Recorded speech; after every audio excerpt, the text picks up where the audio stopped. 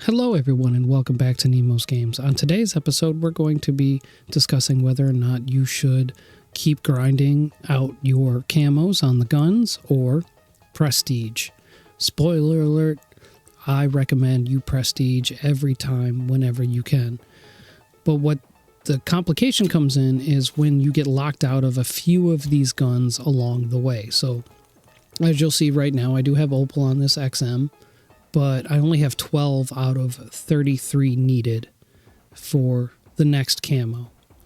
What that means is you only need 33 total guns to get to Opal. When the game first came out, there was only 33. So it was like everything in the game. Well, they've added a few more here and there. I think we're like up to 42 right now. But just as a quick reminder, like this AS Valve here, it is the highest tiered gun that you could possibly get. It doesn't even open until level 55, which is why I'm in this category right now. Otherwise, you can't do anything with it. Somehow, I've been able to actually get Opal on this gun because it's a wall buy in Terminus and it's a wall buy in Citadel de Mort. So you can actually get this off the wall and start pumping in your 2,000 crits. You can come back in once you hit level 55, check the next thing you need. I think it's 300 dead wire kills. Yeah, something like that. But this Kurg 6, they added to the game. So if you didn't want to do like your baseball bat for some reason, you could start grinding this in replacement of. I hope that makes sense because we're going to keep going through and we're going to discuss a few more. But I haven't even touched the Kurg 6 because I've gotten all of the other guns. But it was just something they added and something you might need to be mindful of. In the assault rifle category, I've gotten Opal on pretty much everything but the bottom tiered gun, which is a C9.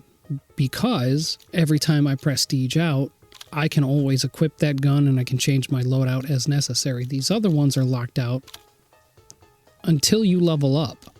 And then you can use them. But this compact is a little different because it's also a wall buy. And I was able to get this gun, Opal, by going into these matches and picking that gun up off the wall and grinding away at it. The two at the bottom here was some extra guns that they loaded in. So on my total of 33, if I didn't want to do, say, this shotgun, which is a really big pain in the butt. This Marine was not fun to grind out, but I'm already kind of like invested in it, so I might as well finish it now. But it's a wall buy, and you can get it off the wall and just kind of plug away at it. But like that compact, it's locked out until you unlock it in your level status. But you can still grind away at it and get the Opal for it before you even need to move forward. And just like with some of the other guns that they added in the assault rifle category, if I didn't want to do this pain in the butt gun right here, this Farlight, which does explosive damage when you pack-a-punch it, so getting your 2,000 crits without being pack-a-punch is kind of a pain in the butt. But again, I've already put work on this, and I'm hoping that this information helps you make better decisions. In theory, I didn't even have to work on that gun. I could have just done something in a different category. Remember, I only need 33 total, and as of the recording of this, I think there's like 42 in the game.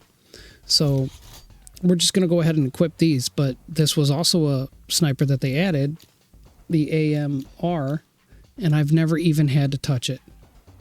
I don't have a single kill with it at all, because I already did gold in the other two categories. Why put the work in on this one? Unless it's a personal preference and you want to, but it's not necessary. Again, you only need 33 total. So the pistol category, I've gotten pretty much everything gold, as long as, again, like the GS45s. They're a wall buy. So if you're going to work on the pistol category, you bring in something smaller that's not a wall buy, like the 9mm or the Strider. And you work that. When it gets unlocked, as you gain levels through your prestige. And then you buy the GS45s off the wall.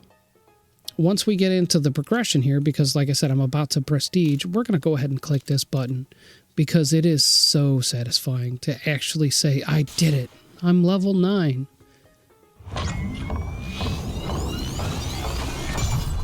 But what happens is I go right back to 0. Right back to 0. So those other guns that are higher tier on this list right here, they're all locked out for me. I can't load them up. I can't do nothing with them until I go across it.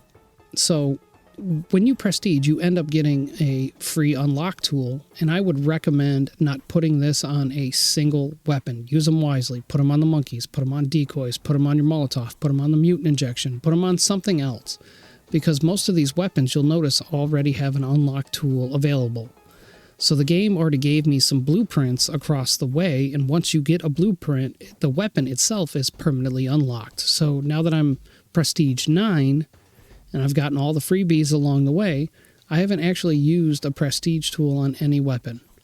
Because as we get up here, look, and that PP is still unlocked. We come into this category. The only thing that's not unlocked is the Strider, but we'll talk about that later. So I'm just trying to give you an example of how to do this wisely.